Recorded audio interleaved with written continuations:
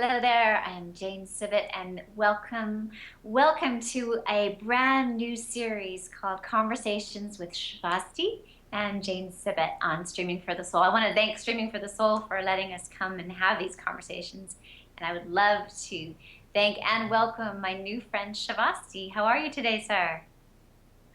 I'm doing extremely well, thank you very much, and looking forward to the deepening of our conversation with one another. Yes, we had a little teaser that went out for people to get a little tidbit of who you are. And you are brand new to me, and I just to bring our audience up to date.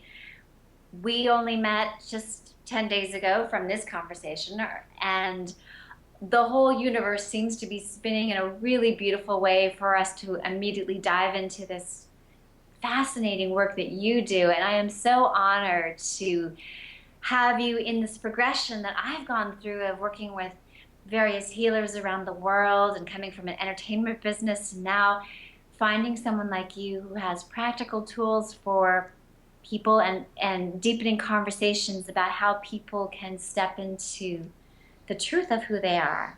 Yes?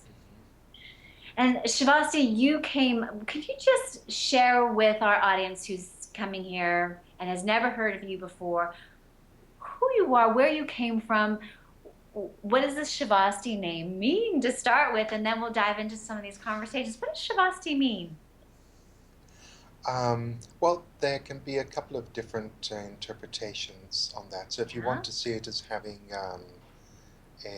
roots in Sanskrit, so the ancient Indian language of Sanskrit, um, Shavasti is the name of a town in northern India, and it is where the king who was enlightened, Mahavira, sent his servants to go and get him medicine because he had become sick.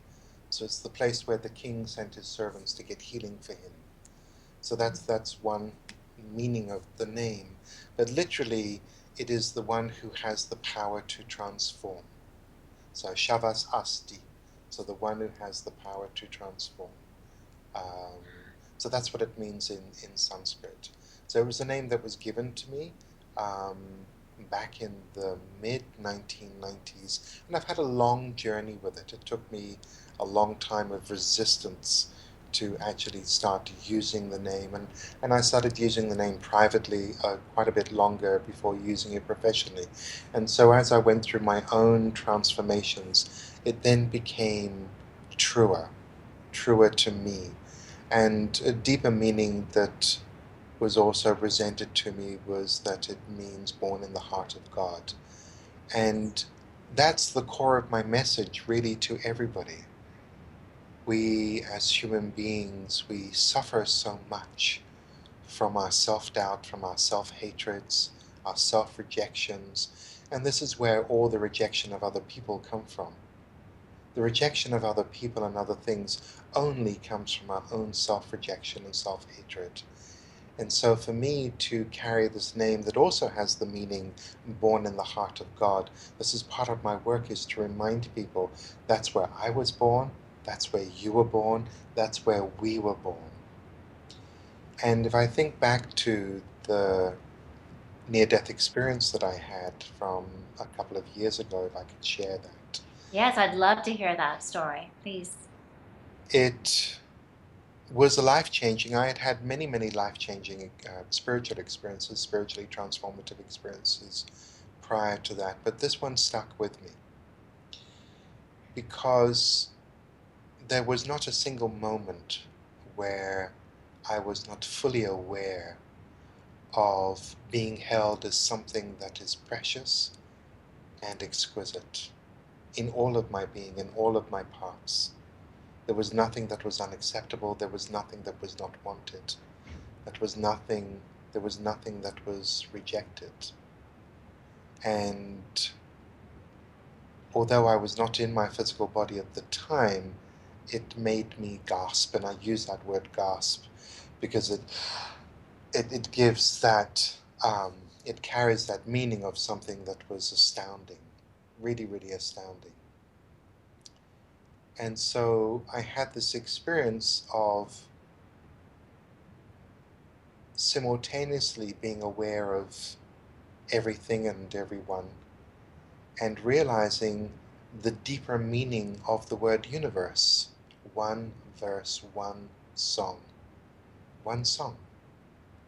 And so everything was together in a chorus. And I literally did hear music. Although to even use the term music seems very poor, to use the word love seems like such a hackneyed phrase. It seems so inadequate.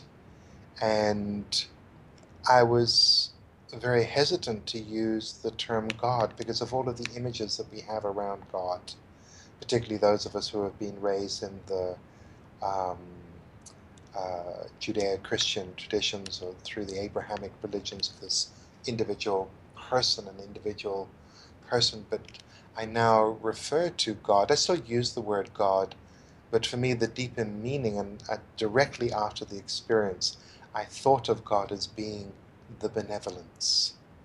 That was the term that I came up with to describe it, the benevolence. And so it was infinitely benevolent.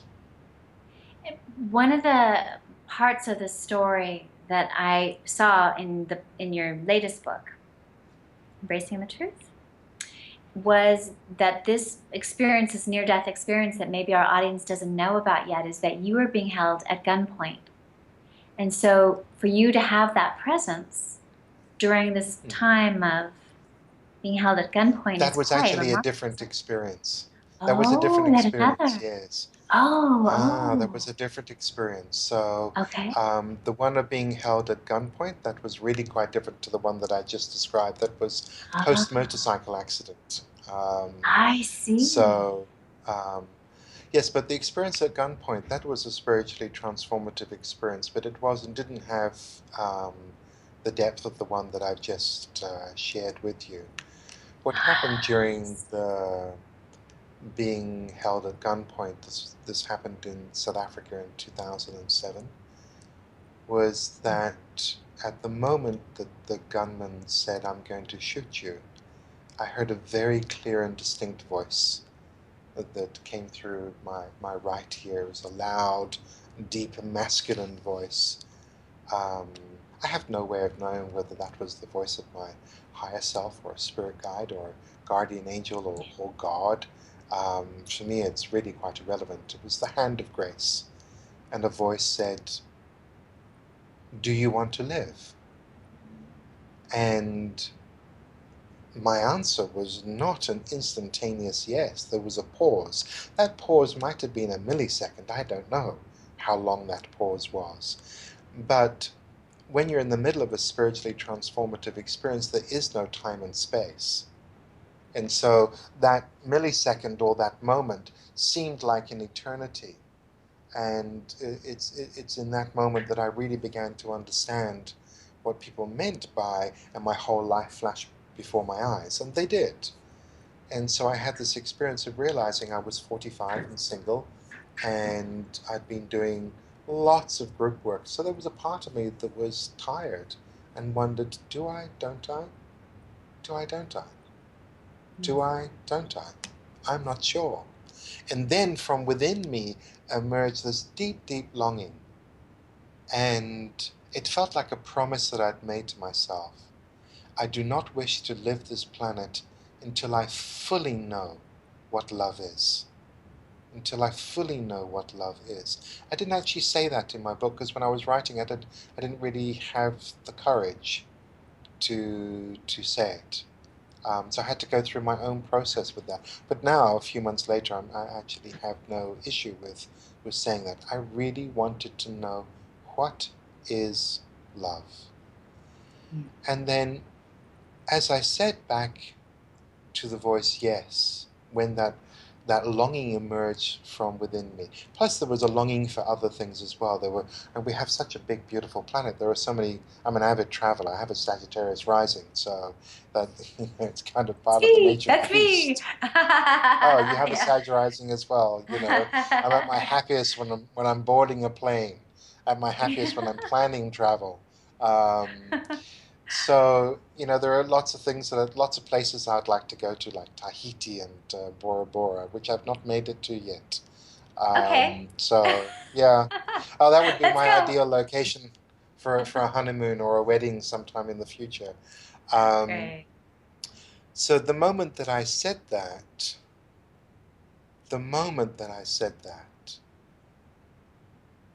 the gunman withdrew the gun and laughed and said, "I'm not in the mood for murder tonight," and walked away. And walked away. Mm. So you can imagine having a gun to your temple and with having somebody saying to you several times, "I'm going to kill you now." And what was present for me was, is this going to hurt? Will it last longer? I was curious about what's that going to feel like?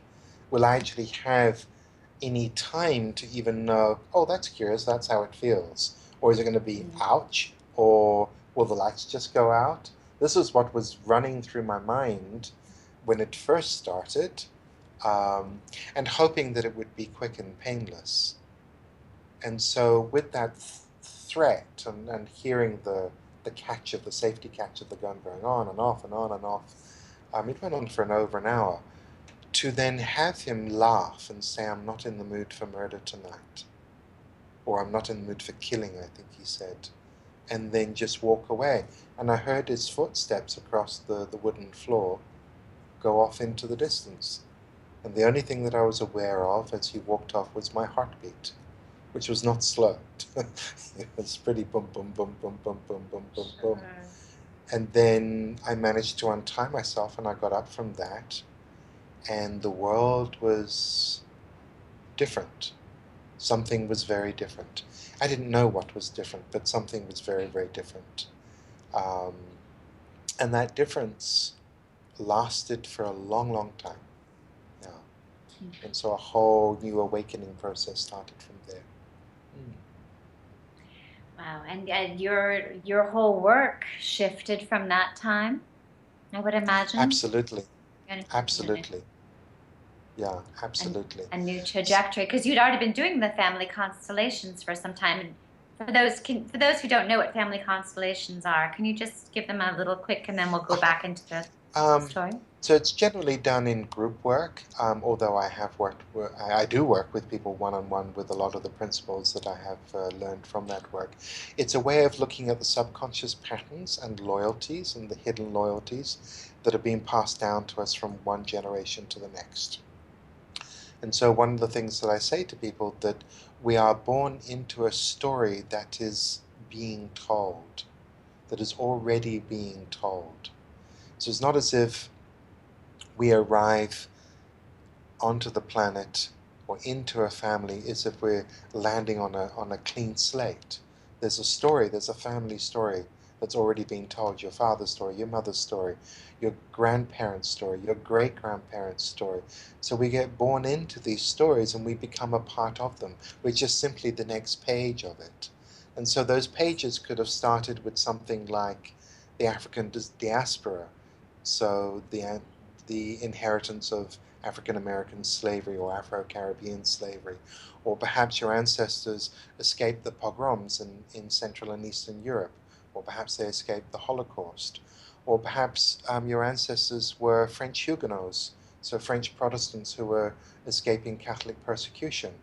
And so, particularly for countries like the United States, especially in countries like the United States and the other new nations around the world, such as Canada, New Zealand, Australia, etc., but not just exclusive to them, but there are some countries that especially have this dynamic, is that the US is a country of immigrants.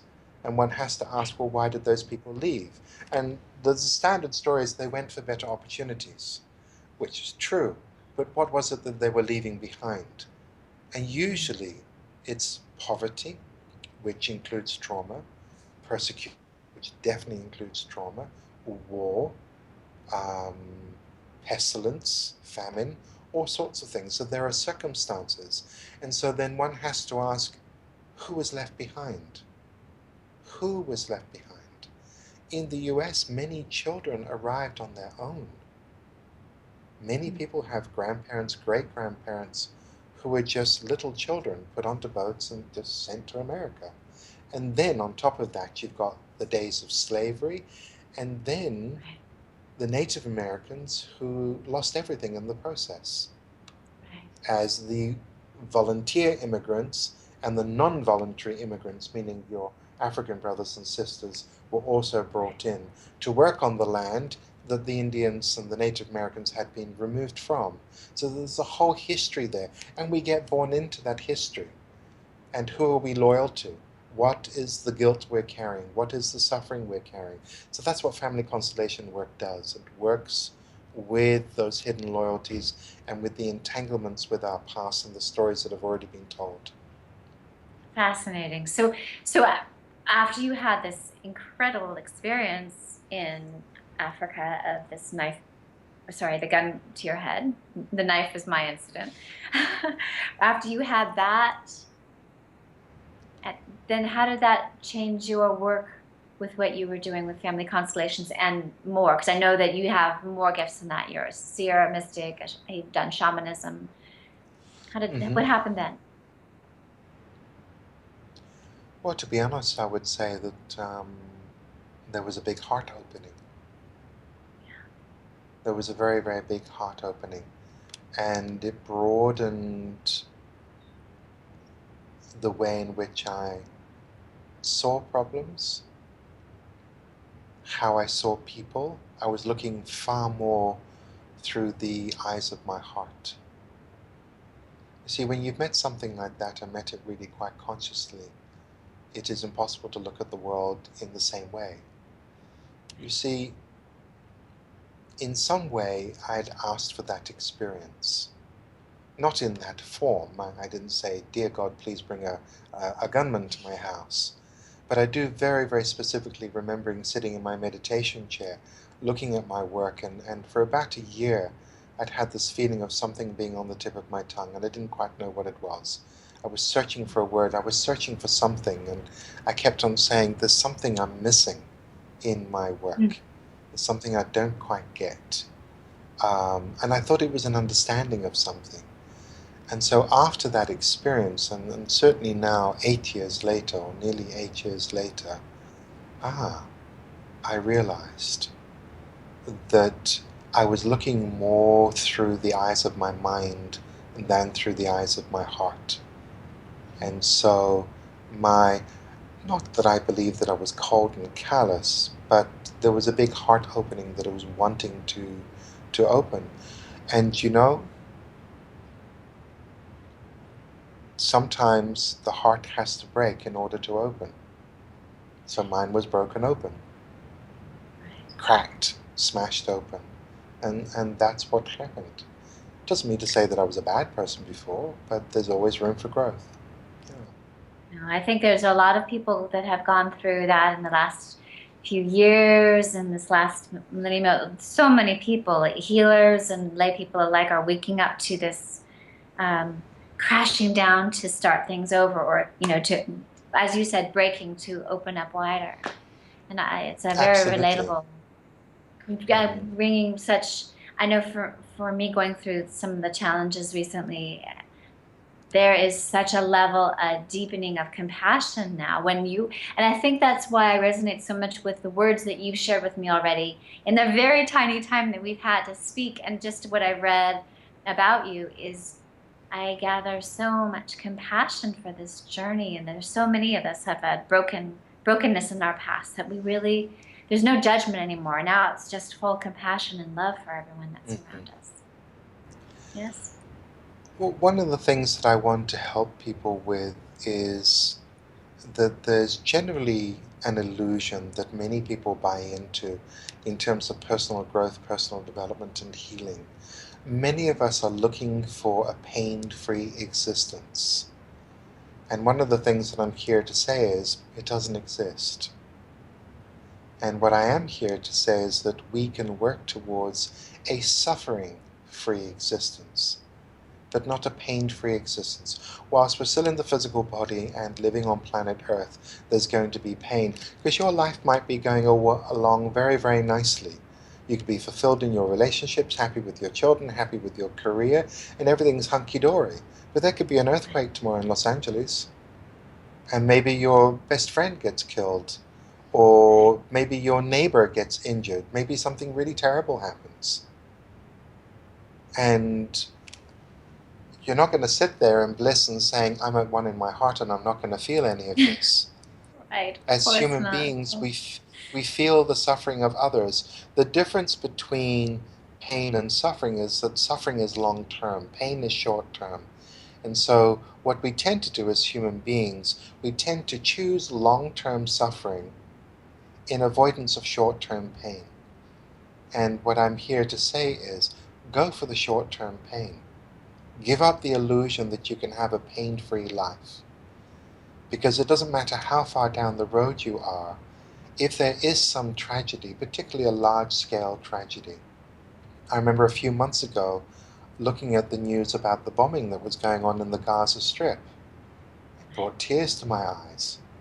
Yeah. That was a very painful thing to have to witness that. And then the polarity that happened. Pro-Israel, anti-Israel, pro-Palestine, anti-Palestine, just all of the hatred that was spewing out of people's mouths. I found the whole experience very painful, and it brought a tear to my eye. None of that is a political statement. I'm just looking at what is in terms of the suffering that was taking place. And so truth is one of the things, the truth of who we are and the truth of how we feel and the truth of our relationships is one of the things that we avoid in order to avoid the pain. In this belief that somehow, if we withhold truth, that we get to control our relationships. And the reality is, we don't. I do not get to control whether you like me or not. I could become a people pleaser if I want to, thinking that I'm controlling whether you like me or not, but you would feel that and sense that, and I have no real control. You either like me or you don't like me. You either love me or you don't love me. And yet, in our relationships, most of us are under this impression that if we withhold truth or control truth or edit truth, the truth of our feeling, not our opinion, but our feeling, then we get to control whether other people like us or not. And in reality, we don't. And that is what I call choosing long-term suffering.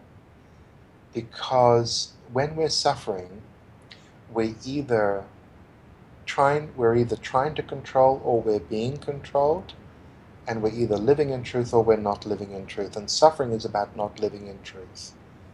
And there are many images there that lead many to believe that in order to be successfully spiritually developed and we have a pain-free life. It's not true. It's not true.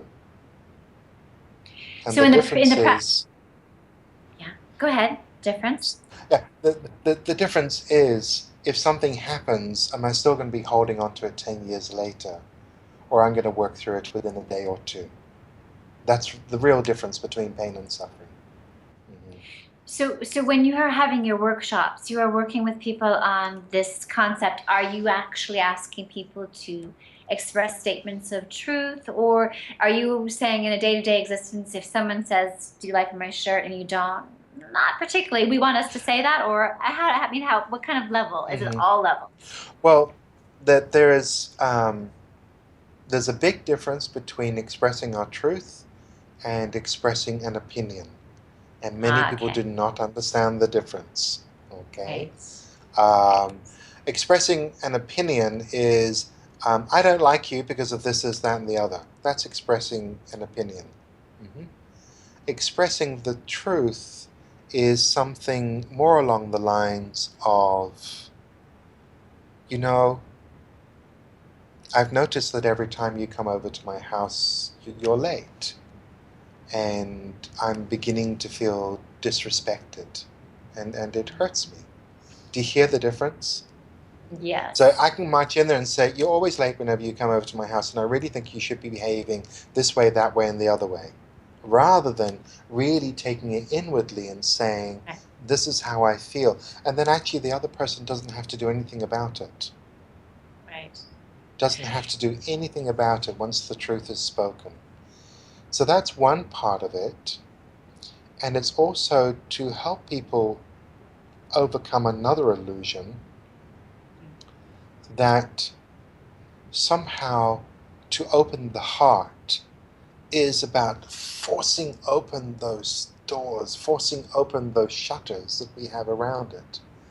And it's completely the opposite to that. It's actually letting go of that which we hold in place in front of it. A closed heart is a defended heart. And so it's about looking at the defenses that we have around the heart and how they got there. And so going into deeper truth is not about this sort of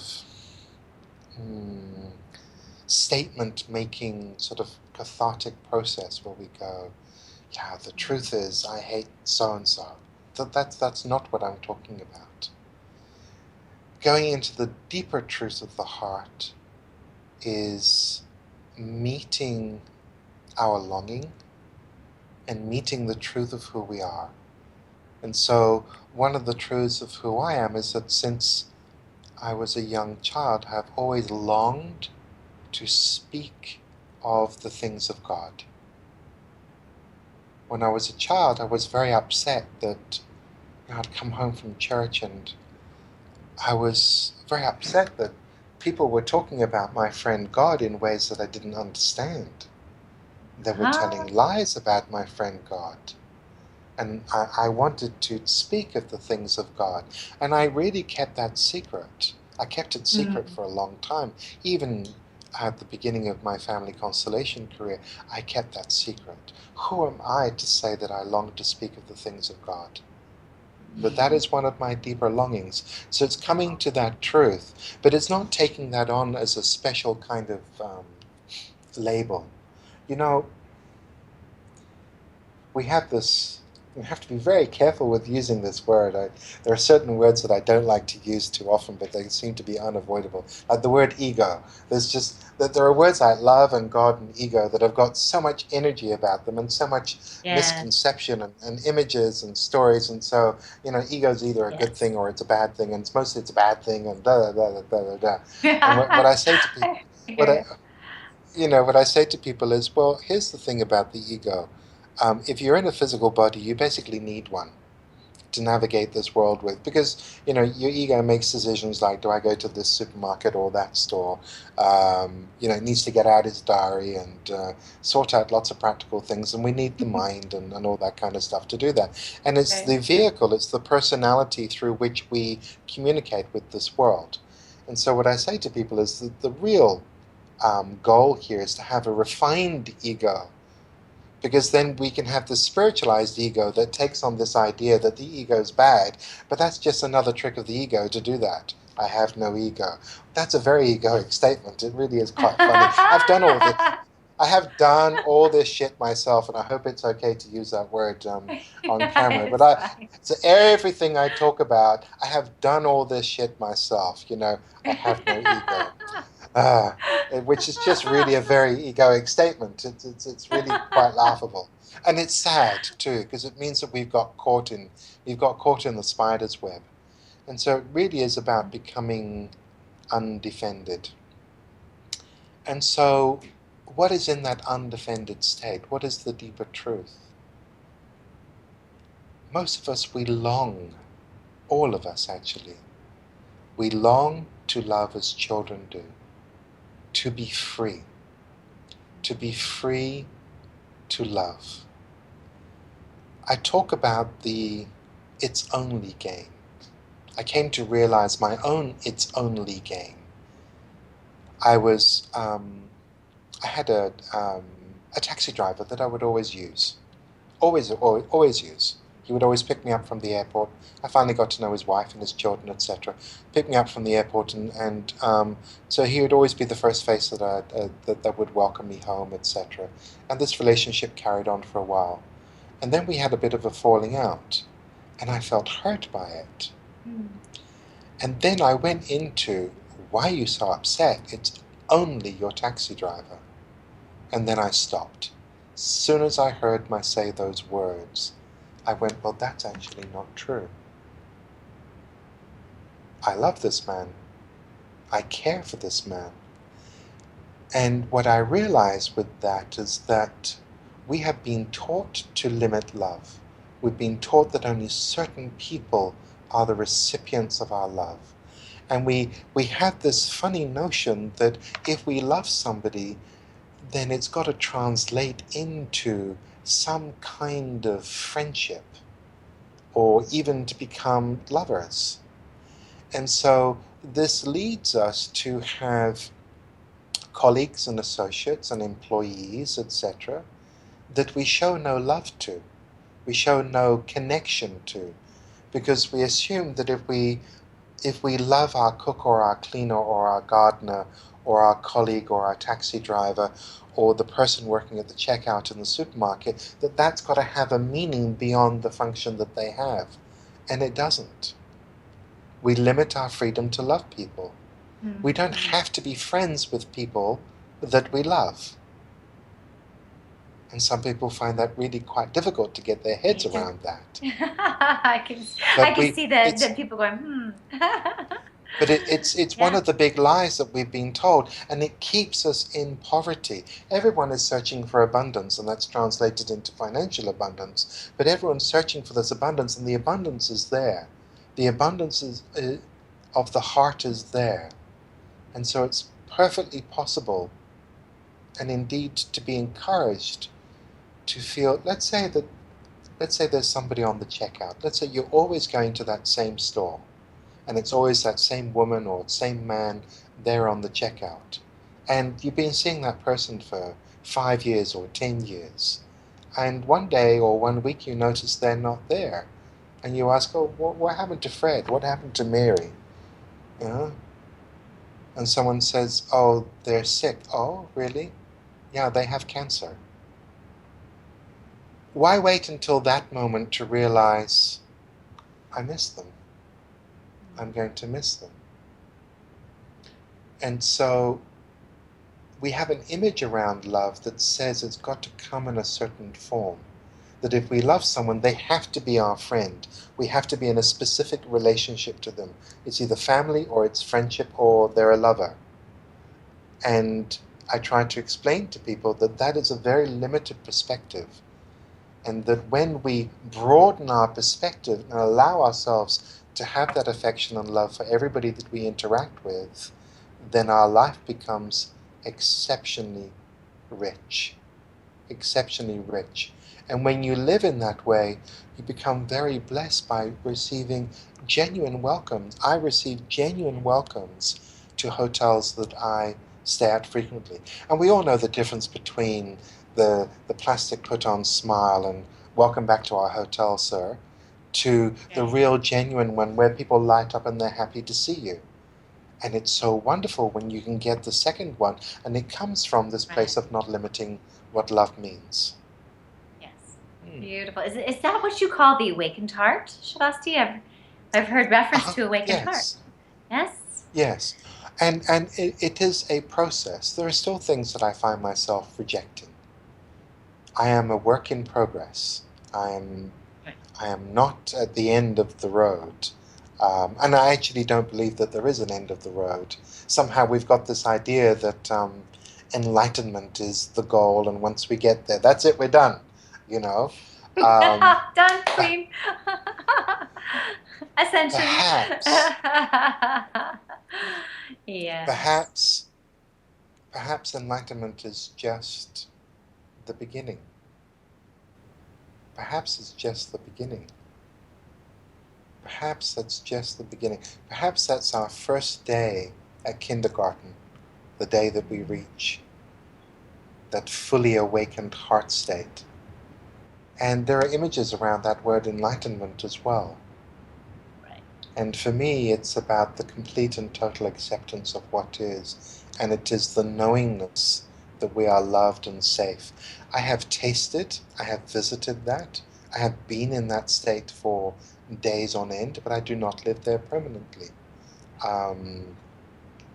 So it is an awakening that comes and goes, and each time I've been in that space, it leaves a footprint.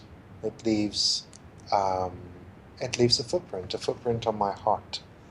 Um, and so for me, an awakened heart is really about an undefended heart. What is there to defend? Apart from the deep hurt that we've experienced in early childhood and later on in life, we decide, I never want to feel that again. I never want to feel that unwanted or that rejected again, or that separate. And the real deep wound is separation from our essential self, is the place inside ourselves where we feel completely cut off and separate from who we are, and that really translates into God. So we recognize the separation. We see that we would like to awaken our heart. Are there steps that you suggest that we do to help us awaken our heart, or is it just the simple recognition that we have this loss, that we would like to not feel that separation? First of all, it's about recognizing that perhaps we're not expressing the truth of who we are. And as I've said before, that's way beyond expressing our opinions. It has nothing to do with expressing our opinions. The truth of who we are. And it's about meeting that we are defended, and understanding what is the defense all about. What is it that we don't want people to see? Is it fear of rejection? Is it fear of being humiliated? Is it fear of our own vulnerability? Because there are many times when we've been vulnerable and we've shown vulnerability and there's not been anyone there to hold us, or vulnerability has been ridiculed. How many times were you told as a child, please don't cry? How many A times lot, have you because I was been always told crying. Yes. uh-huh. How many times Uh-huh. have you been told as an adult, please don't cry? Not as much. I Not as had much, pretty but you've cool had the friends. Cry it experience. out. Do it. Go for it. Yeah. Yes, yes, yes, yes. So Yeah, don't be sad. Yes. our culture and society, and when I say our culture and society, there are variations, of course, across culture. Even within Western cultures, there's a difference between Europe and the United States, and there's a difference Yes. between the United States and Australia. So there are subcultures within each of these main cultures that exist. Um, but by and large, within Western culture, vulnerability is not valued at all. We can be quite a cold and compassionless culture. It's all about, pulling up your bootstraps and soldiering on and battling on and not feeling anything. And a lot of that is understandable because we come from many, many, many compounded generations of war. This is the longest peacetime period that we've known. Yes, we do have wars going on at the moment, but they're not taking place on our own soil. And so many generations of men have been taught how not to feel. When you're losing your brothers, your fathers, your sons, your uncles, your comrades, your friends on the battlefield next to you, how does one cope with that?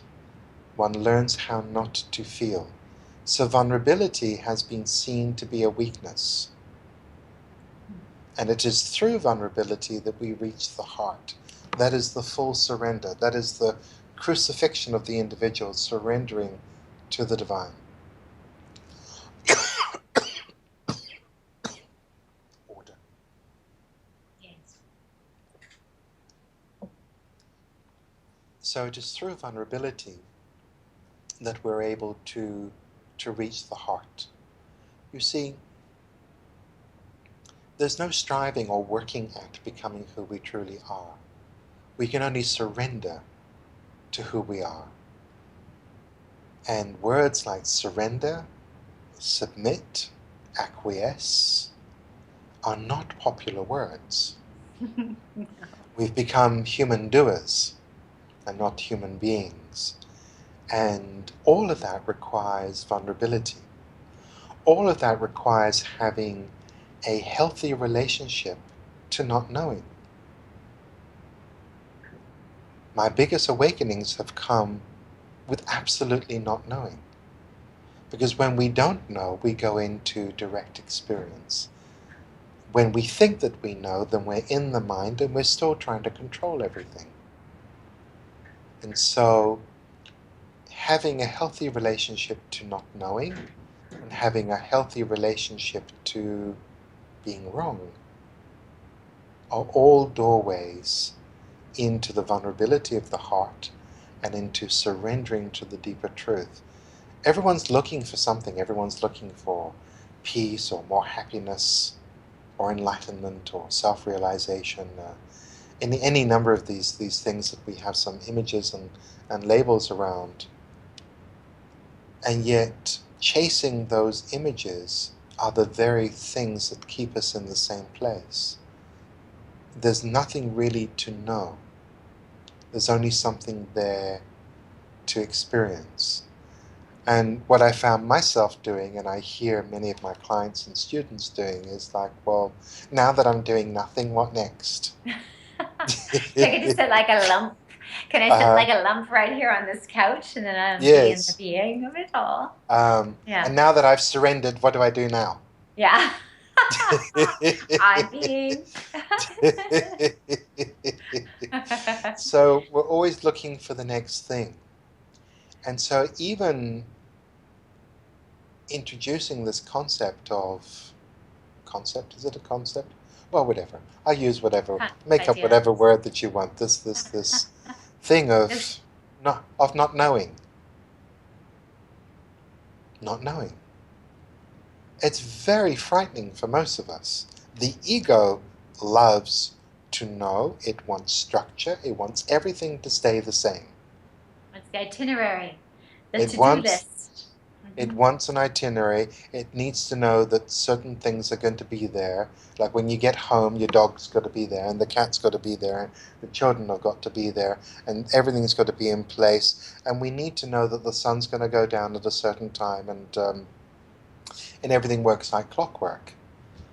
Well, when we move into this realm of the heart, which really is the doorway into the divine, then we have to let go of all of that and really have a very healthy relationship to not knowing. I hear many of my clients saying, but I don't know what to do. And I say, good. It's good that you don't know what to do. I don't want you to know what to do. And part of this process, I can spend a long time explaining it, but there's a part of it that's really true to say to you, you don't know until you do it.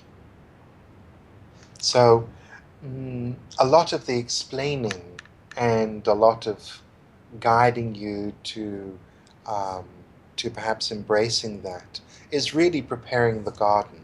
The actual jump off the edge of the cliff is only something that you can do. And the only explanation for doing it is just do it. But I don't know how. Good, I'm glad you don't know how. It's only once you've done it that you get it. It's a little bit difficult to And then explain you it can do it in a again, time. or is it always different? It's always different. It's always Mm. different. It's always different. So But once you've got the roadmap, it then yeah. begins to calm down the mind. So then you can say, for example, when you're in the process of unpacking many of the defenses around a particular corner of your heart, you can say, okay, well, I'm in fear and resistance at the moment. I know what that is. I've been there before. And then the terror or the fear is going to come. Okay, I'm now in the terror. So there can be your observer self that's observing all Right. of that. And because you've done it before, you you're okay with the terror because there's a part of you that's witnessing it from the outside going, okay, so I'm now in the terror mode, and you know what's coming next. What's coming next is the invitation to the fear, the invitation to the terror, and then just surrendering to it, and boom, peace comes, and then the opening comes. And so you're able to track all that. But the first time it's just, just push, just drop, just drop, just drop, just drop. And all of this can take place in a moment. In a moment.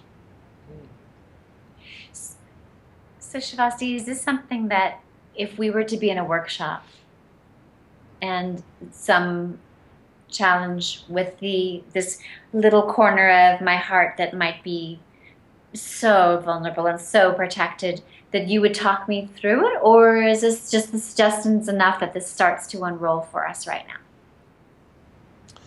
now? Either or. Um,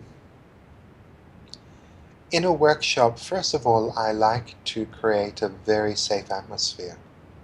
For example, I don't allow note-taking on my workshops because the work I do is very intimate, and because there's depth to it. For me, it's really important that there is confidentiality and that there's safety. And besides, if you're writing in a notebook, that means that you're thinking, and if you're thinking, you're not in the experience of it. So I want everybody to be a participant, not an observer. And so I generally have a chair next to me, or I've got a big couch, and I might invite you to come and sit on the couch with me. And we might have a chat. I could even do a little bit of energy work with you, and I can take you on a process to come and meet this corner of your heart. And I do that with absolute awareness of what's going on in the room, and it's timed. I have a look at the group to see how many people are on the same page as me now, because this has to be respected as something that's deeply intimate. For example, in one morning of a workshop, a complete stranger could get to know you more than one of your closest friends. Someone can get to know you more in one morning than somebody has in the previous 5 or 10 years. So it's a very, very intimate space. And I don't want to give the impression with that it's all about catharting and telling our story. It's actually very little to do with that. It's about meeting the places within ourselves that we rarely, if ever, communicate or show others. It's about showing the tender part of us that's been locked away. And so my work is about recovering, retrieving, reawakening the innocent part of our hearts that we ourselves have hidden owing to the wounds that we've picked up along the way, to have created a defended heart, and to help you come into the longing that is really what you want more than anything else, is to be free to love as children do once more. It is such suffering to live in the world where we've been taught how to be sexist, how to be racist, how to be homophobic, how to be misogynistic, how to be misandrist and man-hater, how to be all of those things.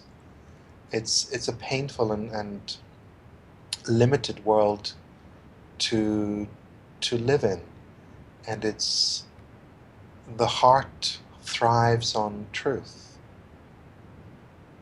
And the truth is, I long to love. The truth is, God is my friend. The truth is, some days I'm very afraid. The truth is, some days I'm fearless. The truth is, some days I just want to die. The truth is, I want to love everybody. The truth is, I look in the mirror and I find what I see repulsive.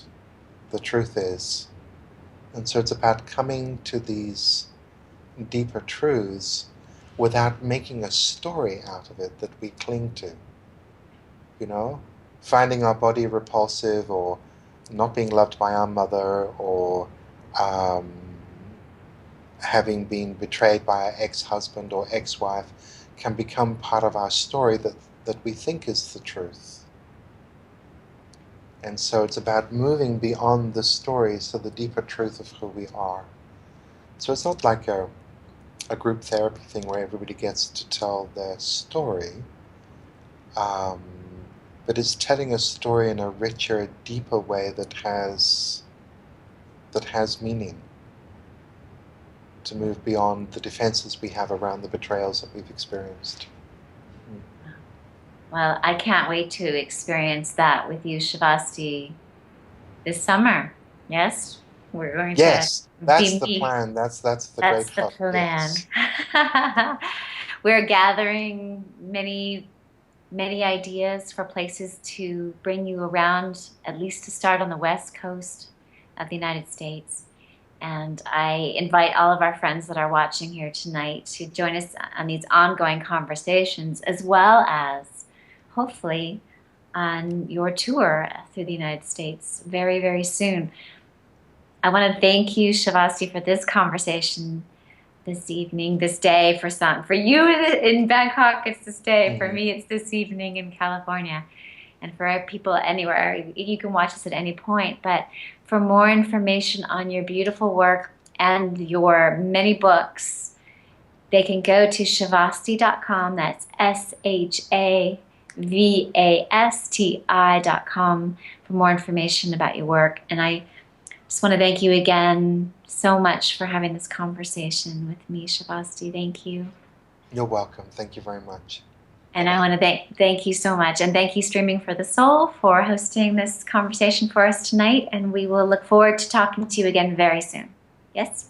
Okay, bye-bye. Ciao. Goodbye. Goodbye.